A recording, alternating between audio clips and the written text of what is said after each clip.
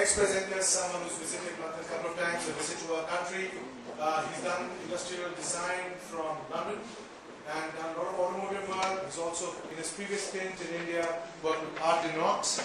And then he's back in India to collaborate with Mike Notes. Makes you think, was there a recession in Europe? But he's presenting here today because we found that's the only way we can keep him away from the bar. So welcome, Gianda.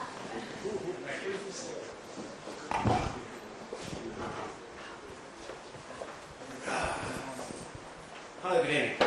So my name, as you can see, is Gianda speaking, but since I was probably 2 years old, I've always been called Gianda. Now, I'm going to start with this, and you might question yourself, asking, is this guy a chef or a designer? No, I'm actually going to present myself because I think that designer and where it comes from and who he is part of the design process. So I come from Italy, in the northeast, in a region called Friuli, from Udine, and that's part of my city centre up there. And we are very famous for our wines, our grappas, and our beautiful Parma hams. But it's not from Parma, it's from my region.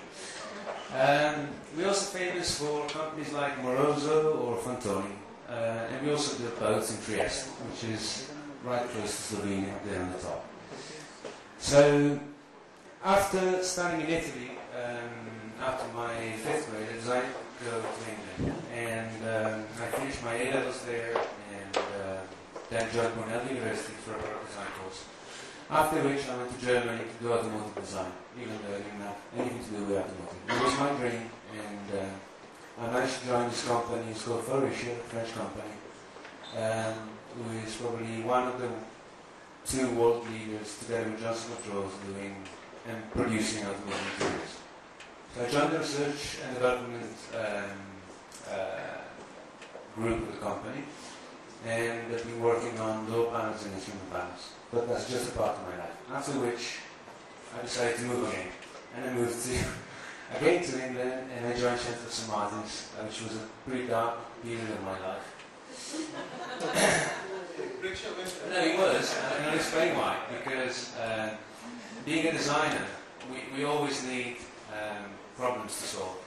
And when you go back to university doing your MA, you're asked to find a problem. And that's the difficult part. So this project was done in it's just 2 slides. It was done in 3 days for Vitra, and they put up a stool competition. And I thought, why not complicate the thing? Let's do something that is going outdoors and close to the swimming pool or the beach. And the competition was design a stool for Vitra. So I thought, well, the stool is a very versatile product in the home. We can use it to sit down, we can use it to put books on, we can use it as a step ladder.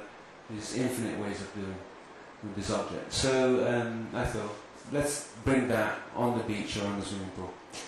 And basically this is what I came out with in 3 days.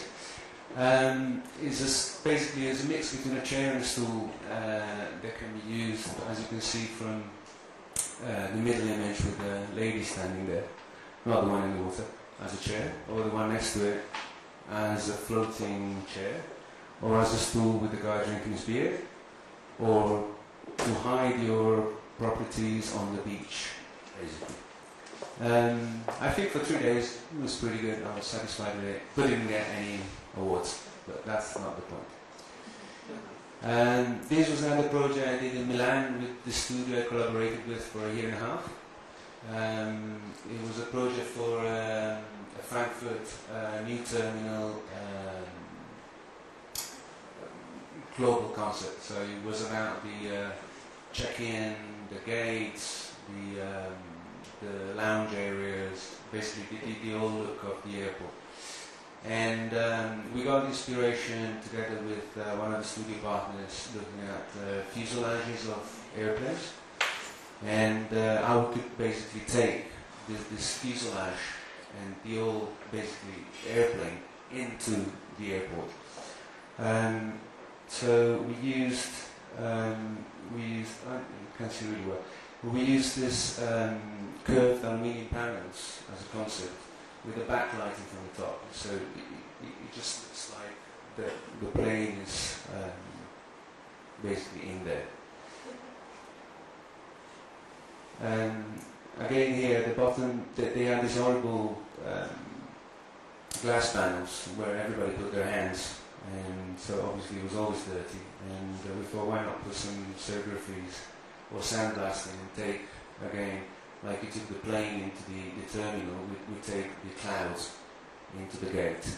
So when you actually walk into the finger to get into the plane, there's clouds coming out of there.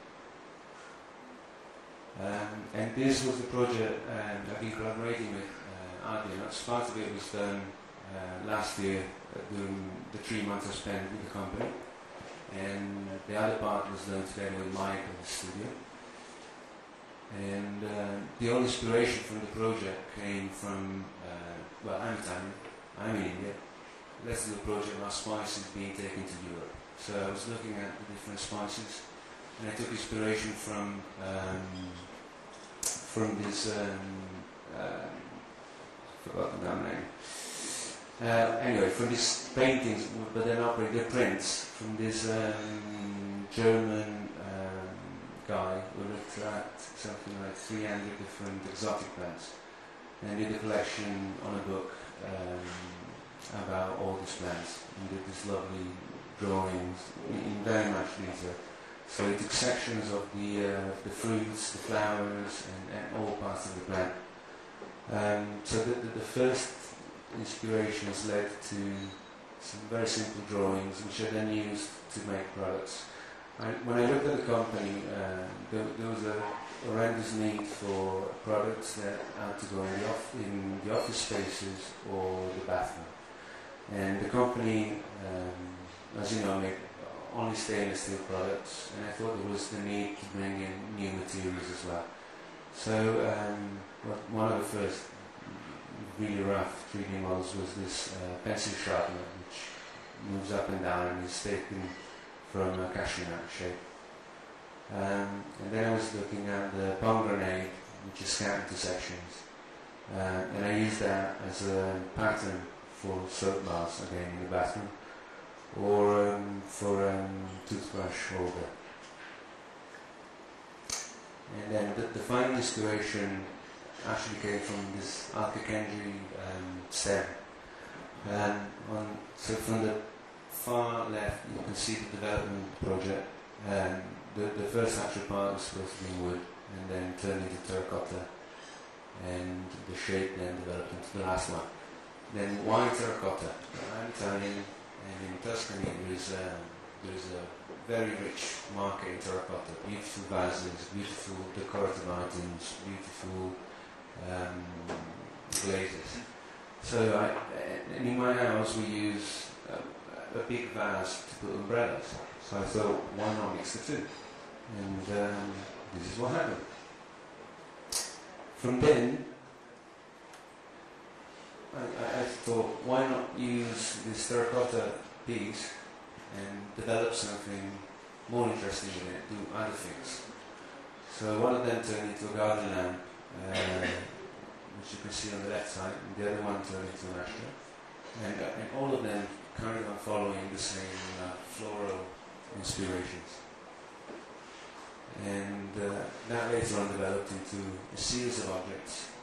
So on the top image on the left you can see the umbrella holder, and then we used concrete bases for a table, for a towel rack, and for a coat rack.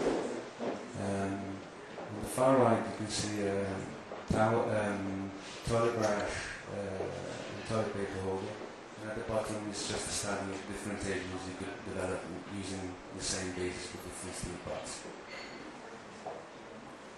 Now, after that finished last year, and part of me was still developed in my studio, we were asked to basically change the look of the shop that was up in Oxford now became new. So we worked on the logo as well as the look of the shop.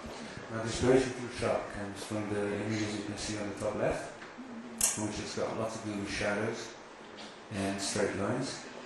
and as well as from the bottom, which is the La Rinascente design shop in Milan. That shop is a very, very simple shop, and basically lots of white and simple lighting, and it lets the product speak for itself, which is what we want.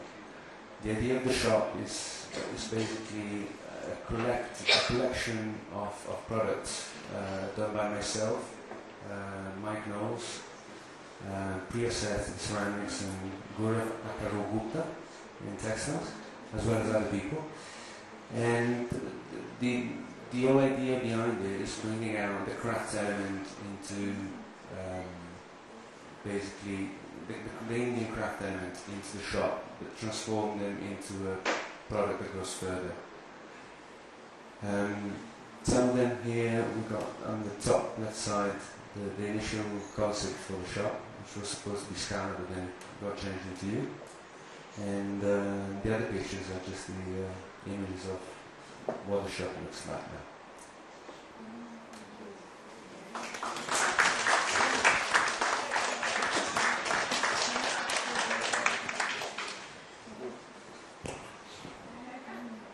Any questions?